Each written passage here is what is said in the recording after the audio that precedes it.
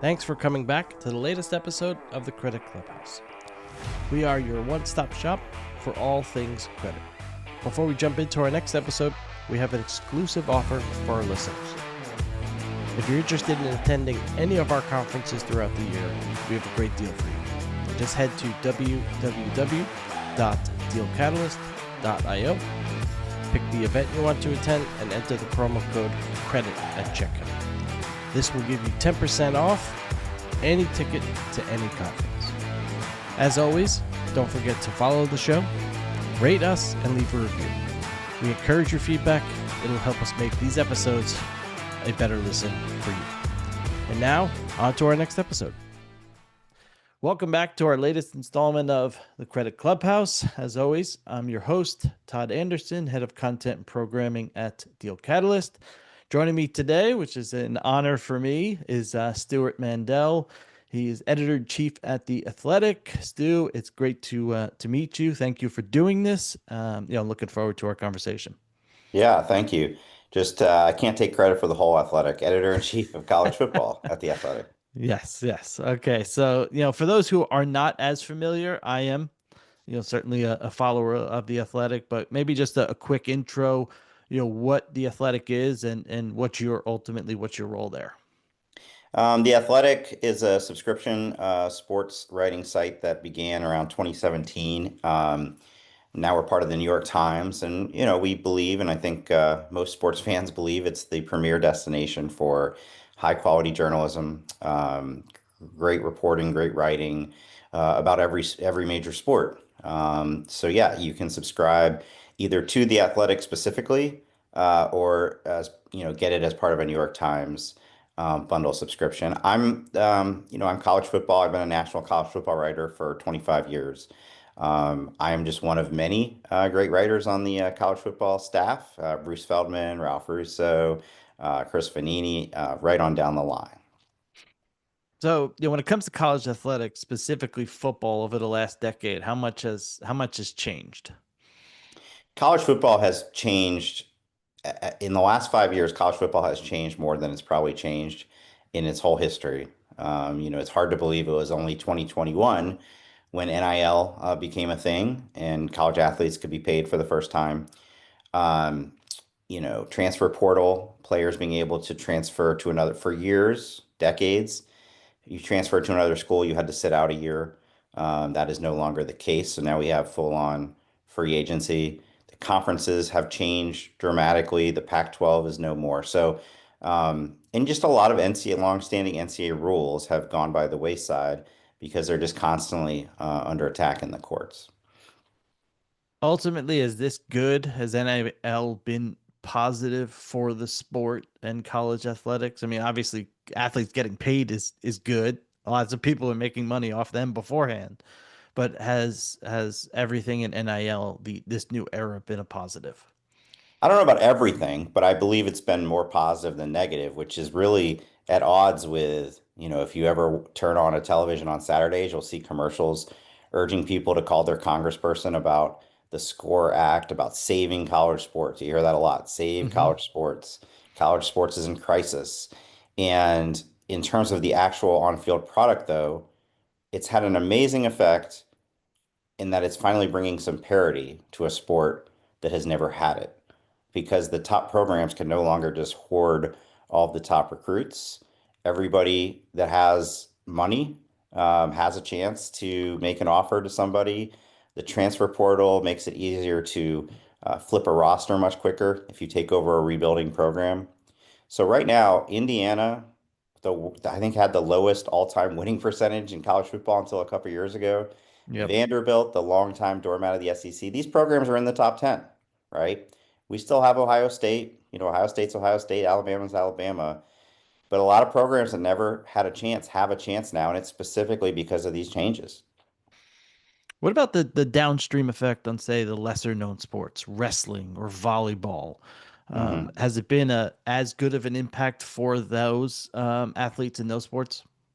I think a lot of that remains to be seen. I mean, right now, we're not, to this point, we haven't seen much of an effect in a negative way. Now, you'll hear a lot of people kind of as a scare tactic. Like if you watch the ads on Saturdays for the SCORE Act, they are pitched entirely as past this or women's sports and Olympic sports are going to go away, right? Or they're going to be Hmm. decimated.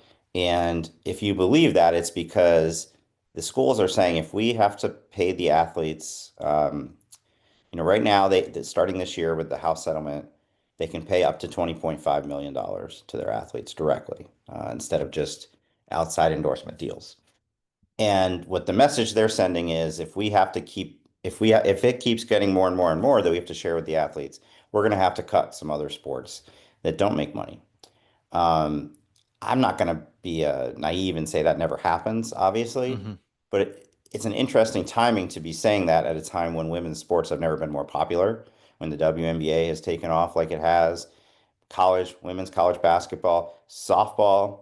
So I think in the past, people assumed, well, if these sports go away, no one will really notice. Well, no, there's sold out stadiums. I mean, the Nebraska volleyball team sold out Yeah. football stadium, for a special game. So it would not be so easy to just cut those away. The schools I do worry about the most, though, are smaller schools, lower, kind of lower tier in Division One that didn't have that much money to begin with. If the athletes were to become employees and they had to pay them a salary, I do think that would be pretty devastating for the schools that don't make, 100, $200 million a year in athletics revenue. So you mentioned the health settlement. You also mentioned the SCORE Act. I mean, how much of this is still being litigated in the courts today? A lot of it. The House settlement, which was finally approved earlier this year, brought some stability and certainty in terms of what the schools can offer directly before they could offer nothing directly. But as part of the House settlement, they're now trying to rein in outside compensation, pay for play. I mean, NIL had just become a means for boosters to pool their money together and buy recruits, right? Buy transfer portal kids. Yeah. And you can't really do that. In theory, you can't really do that anymore because they've set up this college sports commission. But everybody seems to think that will be the next thing to get challenged in court. That is itself its own antitrust violation. So you have that up in the air. You have the question of are athletes employees? There's a pretty big case around that that's been going through the courts for several years. That's really what they are going to Congress for, to try to get a bill passed that would state as law that college athletes are not employees. And then there's some other lawsuits involving eligibility limits. The rule has always been you have 5 years to play 4 seasons. Um, and there's been so far, some successful challenges just in terms of like junior college players having those years not count against them. But the next frontier would be uh, no more red shirts. If you have 5 years in college, you can play for 5 seasons. You mentioned the commission. I mean, does football, going back to football, does it need a commissioner like the NFL has in Goodell? Does it need an individual or a group of people to actually run the sport, maybe take it away from the administrations at these schools, Big Ten commissioner, SEC commissioner? Like, does it need a single point person above the conferences? Yes, but I don't know how you make that happen because, like you said, the conferences have tremendous power. The Big Ten and the SEC effectively run college football. And so, how do you get them to agree to give that up? That's kind of the central tension of college athletics is that, and I've said this for 20 years, nobody's in charge. I mean, literally, there's the board that runs the college football playoff is the conferences. And so, in theory, they're supposed to kind of do what's best for the sport as a whole, but it inevitably turns into the SEC wants it this way and the Big Ten wants it this way, and Yeah. the ACC and Big 12 have a say. They're just not as powerful anymore. So, yeah, in an ideal world, it would be centralized, but to this point, we haven't seen anything to indicate that the Big Ten and SEC would voluntarily cede their power. How healthy would you say the sport, at least college football wise, is today from, 10, 20 years ago? I mean, is it a better sport today because of the parity and, at least the athletes are getting some of the the revenue from this? I would say the on-field product has never been better. I really mean that, never been better. And the way the sport is run has never been worse. Maybe not never, but it's gotten pretty bad. I mean, it's really, and we're seeing this right now very vividly. We've seen just this unbelievable number of coaches that have been fired in the middle of the season. Some really high-profile guys like James Franklin at Penn State and Brian Kelly at LSU. And when they get fired, the next headline is, and he's owed a $45 million buyout. He's owed a $53 million buyout. These administrators have been negotiating against themselves for so long that they have, I mean, I would call it financial malpractice, to give these long 10-year fully guaranteed or 90% guaranteed. And then when the coach underperforms, you need to get rid of him, you cost yourself so much dead money. And that's just the money you have to pay to get rid of the coach. Then there's all the money you have to pay to hire the next coach. Um, I mean, I think a pretty notable story going on right now is that the Big Ten is strongly considering taking on a equity partner. And so you say, well, the Big Ten, their TV deal is worth $1 billion a year. You guys have so much money. How could you possibly need more money? But the commissioner of the Big Ten, Tony Petitti, has been pushing for some time, and they have a proposal in place with a investment firm that handles the pension fund for the University of California system, where they would take a 10% stake in the conference's media rights. And so that tells you right there that this sports spending problem is so out of control that the richest conference in the country is going to possibly sell a 10% stake in their most valuable source of revenue just to get some cash up front.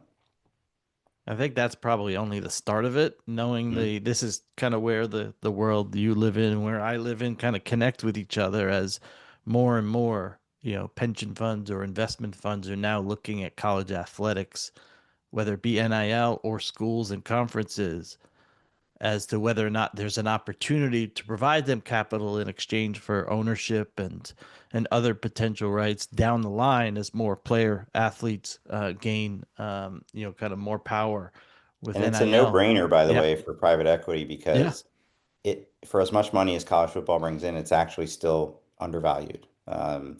The percentage that of revenue they bring in relative to the NFL, and the NFL is way more popular, don't get me wrong. yeah. But if you compare the two, like kind of per eyeball or per fan, whatever you want to say, the college football is still undervalued because the conferences do their own TV deals. So if you're a private equity partner looking to make a huge return, you look at college football and say, well, that's going to keep going up. It's already undervalued, right? Yeah. That's just going to keep going up and up and up. And so, I mean, this is not the first. The Big 12 went through a period where they were considering it.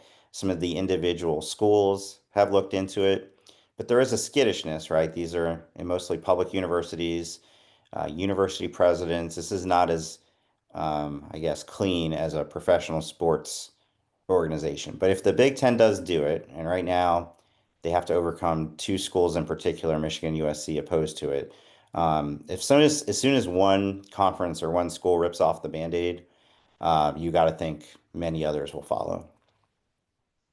And is the future of the sport, is it still connected to the schools? Like, are we going to see this like separate out sometime in the future as more and more money gets into the sport? Like, does it become like a mini NFL? Do they come up with their, college sports TV network and move it away from the conferences, or is just the conferences have so much power that it's hard to see them ever ceding that to something that's more centralized? Well, in some ways, it's been heading that way already, and in the form of conference realignment, in terms of the Big Ten and SEC in particular, just kind of rounding up all the biggest brands and Yeah. consolidating them under one roof or two roofs at this point. There's been talk for many years about a super league. There was actually an organization that started to pitch this, but has since gone away. Where right now, and I think it's part of the beauty of college sports is that Alabama is in the same conference as Vanderbilt, and Ohio State's in the same conference as Northwestern. But Yeah. if you are maximizing this as a TV executive, what you would want is pluck the top 6 to 8 brands from each of those conferences and put them in a standalone league that has its own TV contract. Obviously, there's a lot of barriers to that, including the fact that all of these conferences' TV deals are locked up into the 2030s. So it would not be all that easy to undo. Yeah. And then, as we've said before, the Big Ten and SEC are doing pretty well as they are. So why would they want to share the loot with other conferences? But I think the most realistic scenario, and it would not be good for college sports, I don't think, is if the Big Ten and SEC as a tandem pulled away. So we're not kicking out Northwestern and Purdue and Maryland, but we are saying ACC, Big 12, Group of Five, we don't need you anymore. Like Yeah. everybody's watching our games. We produce most of the, not most, but the large majority of the revenue. So we're going to go do our own thing. I hope it doesn't help that. I hope it doesn't head that way. Um, but it's not hard to see that because they used to say Power Five, now it's Power Four, but it's really Power Two. Those two Yeah. make so much more money than the other ones. Every week, the TV ratings come out, and you look at the list of the most watched games, and they're all SEC and Big Ten games, except maybe, a Miami or Florida State or Clemson game in the ACC. So it's how do you keep that together in the long run, right? Where two leagues are playing in another stratosphere. Now, somebody might say, well, it's Major League Baseball's that way, right? The Yeah. Dodgers make way more money than half the teams in the league, and yet we still see success stories with the other teams. I would also say the one thing that kind of, not the one thing, but a big thing that keeps them all together, right, is while football drives the bus, March Madness is a really big deal. Yeah. And I don't think you can have March Madness if it's not everybody under one roof. Are you optimistic about the future of college football? Optimistic but mildly concerned.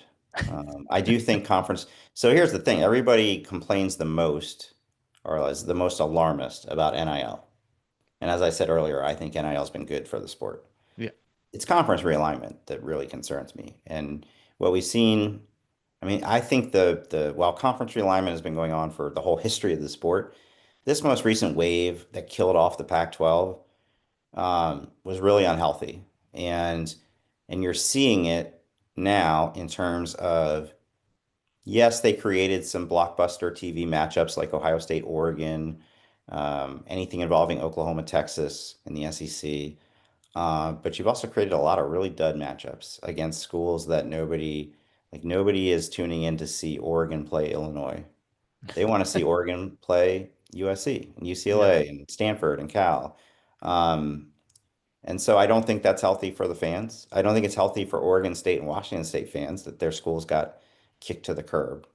So over time, will we see um, some of the diehard fans of those affected schools just kind of say, why am I doing this? But the what the TV networks know and what they have going for them is this is college sports, and people have such a loyalty to their schools. And so it's not like in the pro sports where like the you know the St. Louis Rams moved to Los Angeles, and St. Louis fans are just done with them. Yeah. Like they're not ours anymore. But no matter what happens to Washington State football, like that's their school. That's those people's school, and so they stay very loyal. And I feel like the leaders of the sport are constantly testing that. They're constantly doing things that alienate the fans more. And but to this point, the popularity hasn't gone down, it's only gone up. Think Congress could stop that if they, Conference Congress can't realignment, get, yeah, I mean, to the point where like the Big Ten and SEC kind of carve out by themselves, maybe I see. finally put Notre Dame into a conference.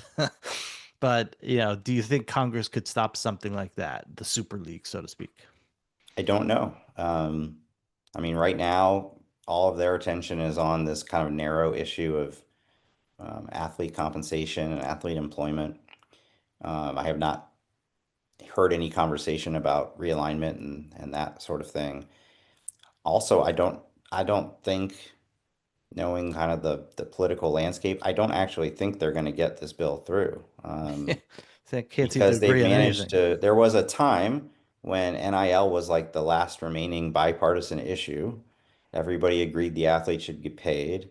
Um, and then over the last, pretty crazy to watch over the last few years how this too became a red versus blue state issue. And so um, the dynamic you're already seeing in Congress, in the House over the SCORE Act is it is a primarily Republican supported bill. Um, it and the Democrats are more concerned about, this could have a negative effect on the athletes.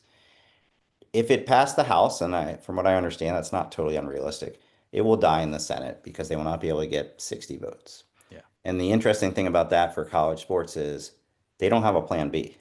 The commissioners, the Of schools, course they not. have put so much behind getting a congressional to getting this antitrust exemption, and they don't really have a plan B if it doesn't go through. So I always like to end the episodes here with a couple of fun questions. Do you have a favorite sports team and or hobby? Um, so being a sports writer, you're neutral, right? You're supposed to be neutral at least. So it's been hard to kind of hold on to those allegiances. But once I stopped covering basketball, I used to cover college basketball, and I went to Northwestern. And so once I stopped covering basketball, I kind of went all in on Northwestern basketball. They finally made the NCAA tournament the first year that I stopped covering basketball. They made it a couple times since. So I don't really have any reservations about rooting for them like I would for the football team. Tell us one surprising thing about yourself.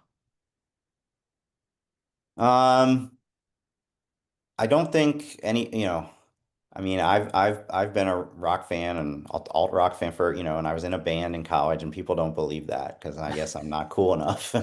But, I got the guitar behind me, and yeah, I like my kind of my two passions have always been sports and music, um I'm not really advertising it. But yeah, One book that you'd recommend reading, other than what was your first book? Was it Bowls, Poles, Bowls, and Tattered Poles, and Souls? Battered Souls. Yeah. I do have a copy. Oh, thank you. I mean, it's kind of my one and only book. I did write a shorter thing in 2014, but that's the only full-length book I've ever done. My favorite author has always been Dan Jenkins, the late Dan Jenkins. He was a national college football writer for Sports Illustrated for a long, long time. And so what I would say is, and it's hard to get a copy of this at this point, but if you want a window into what college football is all about, the passion, the traditions, Saturday's America, which he wrote in the 70s, um, stands up today.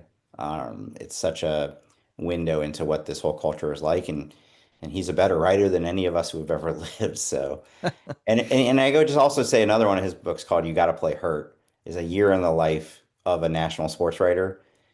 Maybe only sports writers care about it. I don't know, but that's the funniest book I've ever read. Most exciting part of your job.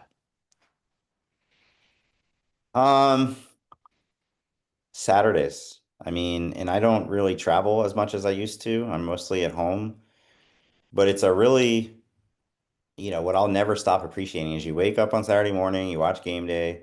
I'm on Pacific time, so I don't watch much of game day to be honest with you, but those games kick off at noon Eastern, and you just know that 12 hours later, the whole sport's going to have changed. There's Yeah. always upsets, there's always crazy things. It's not a very long season. Um, the swings, the fan base's swings from excited to miserable are so quick. The surrender cobra has become a college football meme. There's nothing like it. I mean, I like the NFL, I like the NBA, but one game doesn't swing the whole season, doesn't kill a team's season or change a team's season the way it does in college football. Yep, I would agree. And then I usually ask one prediction, but I guess what is the your prediction on national championship? The easy thing would be to say Ohio State, but I do think that's too easy. Maybe they don't make it all the way. I'll go a little bold, say Texas A&M. I think they have not won the national championship since 1939, but they have looked um, they have been so impressive. They have two of the most impressive wins of the season, going and winning at Notre Dame early in the season. and then kicking the crap out of LSU so badly that they fired their coach the next day. Which Notre Dame fans, which I am, certainly appreciated Brian Kelly being Yeah. tossed out at LSU. But Stu, thank you for coming on the show. I really appreciate it. Keep up the good work. I'm a big fan, and see you sometime in the future. All right. Thank you for having me. Of course. Thanks for coming back to the latest episode of the Credit Clubhouse. We are your one-stop shop for all things credit. We have an exclusive offer for our listeners.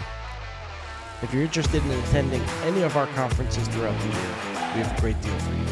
Just head to www.dealcatalyst.io, pick the event you want to attend, and enter the promo code CREDIT at checkout. This will give you 10% off any ticket to any conference. As always, don't forget to follow the show, rate us, and leave a review.